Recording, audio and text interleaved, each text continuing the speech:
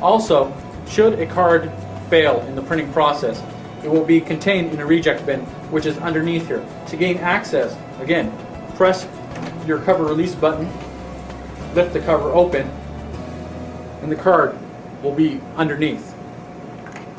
The card could be in here if it's failed in the printing process or even in an encoding process such as magstripe encoding. Should you experience any card jams in your ZXP Series 8 printer, first thing that you need to do is open up the top cover by pressing the blue button on top, and then we can open the idler cover to the printer. This will give us access to where the cards are. You should be able now at this point in time to reach in and grab your card and remove it from the printer. Some common things to check for to prevent card jams is that your cleaning roller is completely installed and seated in the tabs correctly, that you have put in your cleaning cassette as well, and that it is seated properly into the printer.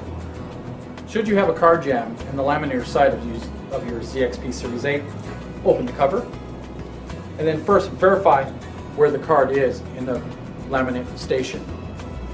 Most of the time you will want to remove the heated roller assembly from the laminator by removing the 4 thumb screws.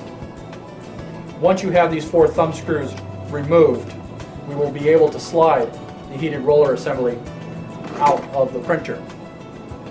Before reinstalling this, should you have a card jammed in it and you need to turn these rollers, you may wait to have this station cool down, as the gears may not be in alignment with the gears inside of the printer itself. But use extreme caution, as this is extremely hot and you can burn yourself.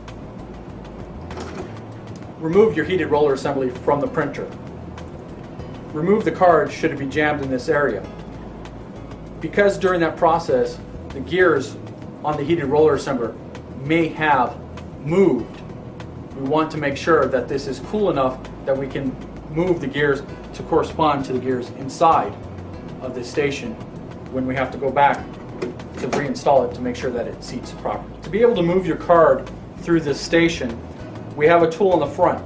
If you haven't already done so, taking the tape off when you first got your printer, go ahead and remove the tape. You will then just need to twist the tool to remove it from the printer. It has slots in it to act as a screwdriver to be able to engage on the rollers to be able to help churn the rollers and to move the card in the printer. Be careful with this. Many of these rollers will only move in the direction of the exit. You do not want to move it in the direction back to the printer, as you can cause damage. So once you've cleared the card jam, we need to reinstall our heated roller assembly back into the printer. So do so, slide the heated roller assembly into the printer.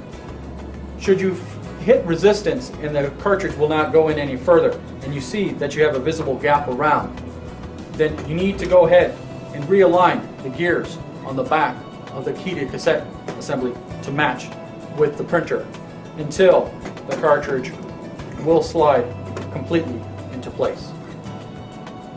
Then reinstall the 4 thumb screws into the heated cassette cartridge and resume your printing.